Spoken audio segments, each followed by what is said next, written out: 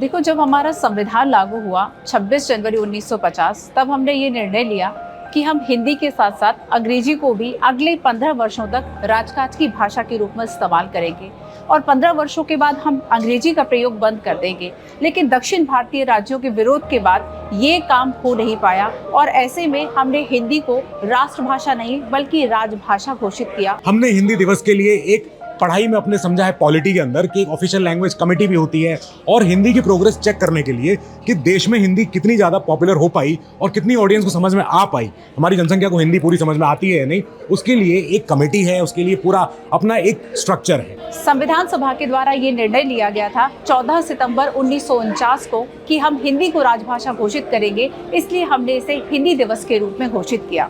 अब हिंदी की progress check करते हैं एक तरीके से हम अपने पीडब्ल्यू के ऑफिस में ये देखते हैं कि हिंदी लोगों को कितनी ज्यादा समझ में आती है और लोग कितने ज्यादा हिंदी से परिपक्व हैं। देखो, हर दिवस को हम सेलिब्रेट करने के लिए कुछ मुहावरे या पंक्तियों से शुरुआत करते हैं। उसी परंपरा का पालन मैं भी करती हूँ। करते हैं तन मन से वंदन, जनगण मन की अभिलाषा का, अभिनंदन अपनी संस्कृति का, आराधन अपनी भाषा का। इन्हीं शब्दों के साथ आप सभी को 14 सितंबर हिंदी दिवस की बहुत बहुत ढेरों शुभकामनाएं। शुरू करते हैं, कुछ लोगों से बात करते हैं, उनसे कुछ पूछेंगे कि इन शब्दों का हिंदी में अनुवाद क्या होता है। हेलो पूजा मैम। हेलो मैम, कैसी हैं? मैं ठीक हूँ। आप? अच्छा, ये बताइए कि हम अपने चारों तरफ एक शब्द देखते हैं, यू आर अंडर सर्विलेंस। तो सर्विलेंस का मतलब क्या होता है? सर्विलांस मतलब क्या? देख रेख, देखना। सर्विलेंस का मतलब क्या होगा?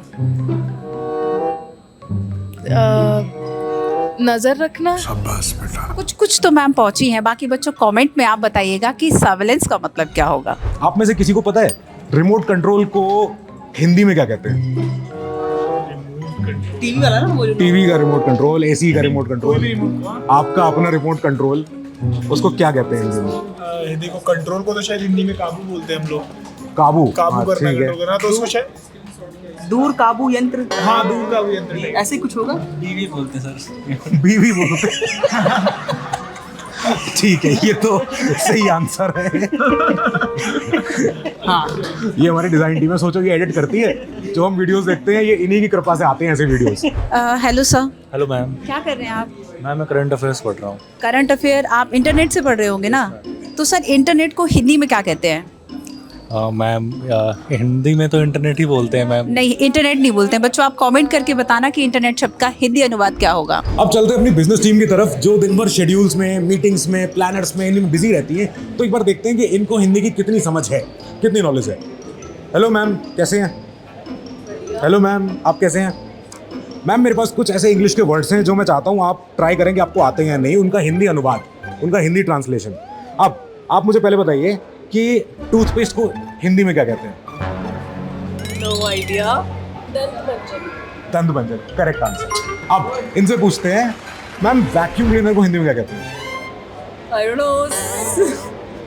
वैक्यूम कुछ जीरो, शून्य। तो समझ में आ रहा है कि बस साफ कर रहा है वो। सर, ब्लैक बोर्ड को हिंदी में क्या कहते हैं?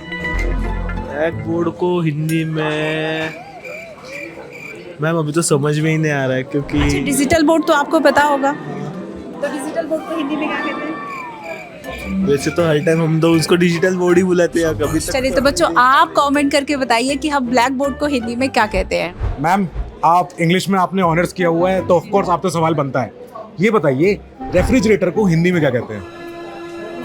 रेफ्रिजरेटर। हाँ, एक समय तो रहा होगा कि आपने रेफ्रिजरेटर का सोचा होगा कि क्या हिंदी में क्या होता होगा ये। फ्रिज, फ्रिज हिंदी में बोलते हैं। बिल्कुल गलत जवाब। तो नहीं, रेफ्रिजरेटर को बहुत इसका हिंदी में अजीब नाम है। रेफ्रिजरेटर को हिंदी में क्या बोलते हैं? कीबोर्ड को हिंदी में क्या बोलते हैं? आप बैठी हो, काम कर रही हो। कुछ इजी पूछो सर, तो इजी बता पूछूं? पाऊं। इजी।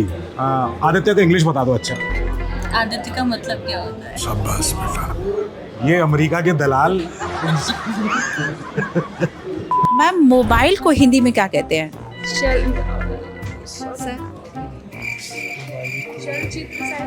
बोलते हैं पर मोबाइल को सिनेमा का चलचित्र बोलते हैं, पर मोबाइल को क्या बोलते हैं ये आइडिया नहीं। अच्छा, रील्स में, मीम्स में आपने एक वर्ड बहुत सुना होगा, कैजुअल वर्ड। आइए टीम से जानते हैं।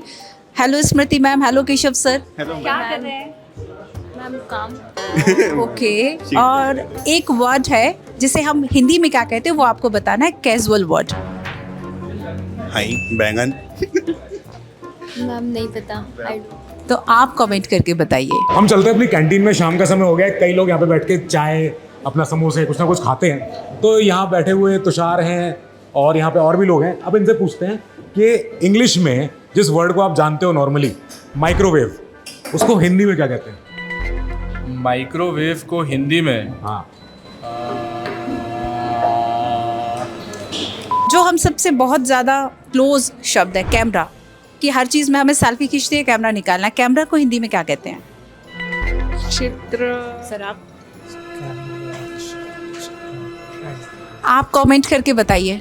अब चलते हैं अपनी मेडेड टीम के पास, जो मेडेड के एग्जाम्स की तैयारी करवाती है और सारा अपना प्लानर, बैग, सब कुछ देखती है। हेलो सर, कैसे हैं? सर एक चीज़ बताइए, आपको पता है कि एयर कंडीशनर को हिंदी में क्या कहते हैं? एयर कंडीशनर नहीं सर। एसी तो हर कोई बोल लेता है। बोलते हैं सर। एसी के अलावा नहीं पता ना नहीं क्या पता होता सर, है? नहीं पता। अच्छा। हवादार यंत्र। अच्छा, और चीज़ पूछूं, वॉलपेपर को हिंदी में क्या कहते हैं? वॉलपेपर को हिंदी में वॉलपेपर। दीवार। दीवार, हाँ सही है, आधा सही है। आधा सही है। आधा सही है। एग्जैक्टली। हाँ, दीवार कागज तो नहीं हो सकता है, बट नहीं पता सर। बहुत 50% नंबर आपको, 10 में से 5। हाँ अरे सर, ठीक है, thank you। पास हो गए। तो एक बार मैं गेस कर रहा हूँ कि साउथ इंडियन, अगर केरलाइट से अगर मैं सवाल करूँ, Akshay sir, do you know the Hindi for tissue paper? So basically when I go to the shop, I just ask भैया टिश्यू दे दो, चलेगा? Tissue is not Hindi. हाँ, टिश्यू पेपर, ठीक है। If you could break the word and you could make out somehow. कागजी रुमाल, ऐसा कुछ है ना? It's the correct answer. It's the correct answer. It's called कागजी रुमाल. That's it. Tissue paper. Well, the only non-Hindi guy answered correctly. So, thank you, sir. Thank you. Gandhi ji ने कहा था कि अंग्रेजी शिक्षा ने हमें गुलाम बना दिया है, क्योंकि इससे हम अपनी भाषा को हीन महसूस करने लगे हैं और अंग्रेजी भाषा को हमने एक इंटेलेक्चुअल, एक बौद्धिकता से जोड़ दिया है। तो आइए हम सब मिलकर हिंदी के प्रचलन को बढ़ाएं, हिंदी के प्रचार प्रसार को बढ़ाएं। आप सभी के बीच हिंदी मातृभाषा का त्यौहार मनाने के लिए हम आ रहे हैं 14 सितंबर को प्रयागराज। तो रजिस्ट्रेशन लिंक नीचे डिस्क्रिप्शन में दी हुई है। साथ ही आप हमें ऑफलाइन के साथ साथ ऑनलाइन भी ज्वाइन कर सकते हैं ओनली IAS हिंदी मीडियम के चैनल पर। और आप सभी को इन्हीं शब्दों और शुभकामनाओं के साथ हिंदी दिवस की बहुत बहुत ढेरों शुभकामनाएं।